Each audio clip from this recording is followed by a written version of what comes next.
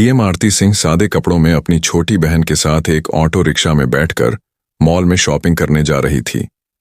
तभी रास्ते में एक चेक पोस्ट पर पुलिस ने ऑटो रिक्शा को रोक लिया। इंस्पेक्टर अशोक सिंह ने ऑटो चालक से कागजात की मांग की और कमी निकालते हुए रिश्वत की मांग शुरू कर दी। पुलिस इंस्पेक्टर ने कहा, तुम्हारे वाहन का इंश्योरेंस नहीं है, पोल्यूशन सर्टिफिकेट नहीं है, चालान तो कटेगा ही। ऑटो चालक हाथ जोड़कर बोला, साह, मुझसे गलती हो गई, कागज मेरे पास हैं, लेकिन घर पर छूट गए हैं, मैं कल दिखा दूंगा, कृपया माफ कर दीजिए। इंस्पेक्टर अशोक सिंह ने सख्ती से कहा, नहीं, चालान तो कटेगा। अगर चालान नहीं कटवाना चाहते तो RS 2000 दे। यह सुनकर डीएम आरती सिंह चुपचाप पूरी घटना देख रही थी। ऑटो रिक्शा वाला विनम्रता से कहता है, साहब, अभी तो मैं घर से निकला हूं, दिन की शुरुआत ही हुई है, मेरे पास पैसे नहीं हैं, अभी तक मैंने एक भी रुपया नहीं कमाया है, मैं आपको कहां से पैसा दूं? पुलिसकर्मी तंज कसते हुए जवाब देता है, तुमने कल तो कमाया होगा, वह पैसा कहां गया? उन्हीं पैसों में से दे दो। ऑटो चालक ने निराश स्वर में कहा, साहब, वह पैसे तो कल ही खर्च हो गए, मेरे पास सच में पैसे नहीं हैं, आप मुझे माफ कर दीजिए, आगे से ऐसी गलती कभी नहीं करूंगा, मैं हमेशा अपने कागज साथ रखूंगा। इस पूरी बातचीत के दौरान डीएम आरती सिंह, जो ऑटो के पीछे बैठी थी, चुपचाप सब कुछ देख और सुन रही थी। जब police inspector Ashok Singh auto rickshaw वाले पर रोप डालते हुए कहा, अबे गरीब भिखारी, तेरे पास RS 2000 नहीं है, किसी भी तरह से मुझे RS 2000 दे, नहीं तो तेरी ऑन्ट और रिक्शा को जती कर ली जाएगी। रिक्शा वाला बोला, सर, मैंने क्या किया है जो मेरी ऑटो और रिक्शा आप जती करेंगे? मैंने कोई बड्ढा अपराध किया है जो आप मेरा ऑटो रिक्शा को जब्त करेंगे? यह सुनते ही इंस्पेक्टर आग बबूला हो गया और उस ऑटो ड्राइवर को एक थप्पड़ जड़ दिया और बोला, मुझसे जवान लड़ता है, तेरी इतनी औकात है? यह देखकर डीएम आरती सिंह को गुस्सा आ गया। वह ऑटो से उतरकर उनके पास गई और उन्होंने पुलिस वाले से कहा, आपको इस ड्राइवर को थप्पड़ मारने का अधिकार किसने दिया? यह कोई तरीका है? यह भाई रोज मेहनत करके गाड़ी चलाता है, इसी कमाई से इसके घर का चूल्हा जलता है, अगर इससे कोई गलती हुई है तो आप इसे रिश्वत और थप्पड़ मारोगे और इसकी ऑटो को जब्त करोगे। ये कैसा कानून है? ये गरीब आदमी आपका पेट भरने नहीं आया, बल्कि अपने घर का पेट पालने निकला है।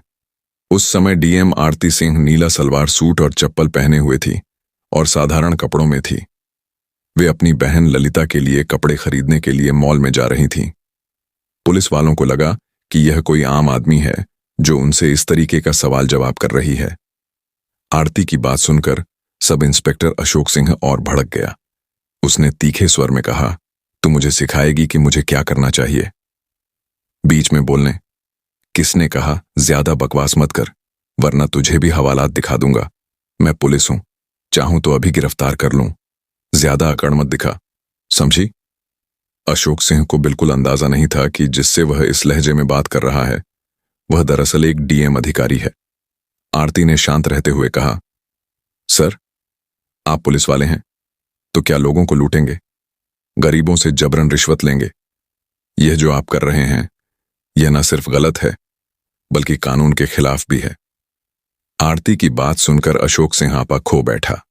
उसने गुस्से में आरती को थप्पड़ मार दिया और बोला, तू मुझे कानून सिखाएगी? तुझे उसी वक्त से देख रहा हूं, बहुत ज्यादा बड़बड़ा रही है। तुझे लगता है कि तुझे मुझसे ज्यादा कानून आता है। ज्यादा गुस्सा मत दिला, वरना तुझे और तेरी बहन ललिता दोनों को जेल में सड़ा दूंगा। चलो जल्दी ऑटो लेकर भागो यहां से। ऑटो चालक ये सब देखकर डर के मारे चुप था। वहीं आरती ने अपने गुस्से को काबू में रखा। वह जानबूझकर अपनी पहचान उजागर नहीं कर रही थी, क्योंकि वह देखना चाहती थी कि सब इंस्पेक्टर अशोक सिंह कितनी हद तक गिर सकता है। फिर वह ऑटो रिक्शा पर बैठे। कुछ देर बाद ऑटो ने उन्हें कपड़ों की मॉल पर उतार दिया। आरती ने अपनी बहन ललिता को अंदर ले जाकर उसके लिए सुंदर सुंदर कपड़े खरीदे। बाहर से भले ही आरती शांत दिखाई दे रही थी, लेकिन मन ही मन उसने ठान लिया था, इस सब इंस्पेक्टर अशोक सिंह को सबक सिखाना ही होगा। कानून का मजाक उड़ाने वाले ऐसे अफसर थाने में रहने के लायक नहीं है। मॉल से लौटने के बाद आरती ने सोच लिया कि क्यों न थाने जाकर यह पता लगाया जाए कि वहां का माहौल कैसा है। आखिर अशोक सिंह वहीं काम करता है और अगर पूरा थाना ही भ्रष्टाचार में डूबा हुआ है तो सिस्टम को अंदर से साफ करना जरूरी है। अगले दिन सुबह आरती ने अपनी असली पहचान छिपाते हुए एक आम लड़की का रूप धारण किया। उसने हरे रंग का सलवार सूट पहना और सीधे थाने पहुंच गई। थाने में प्रवेश करते ही उसकी नजर सामने की कुर्सी पर बैठे इंस्पेक्टर राजेंद्र मिश्रा पर पड़ी। वह आराम से पंखा झलते हुए मोबाइल पर बात कर रहा था।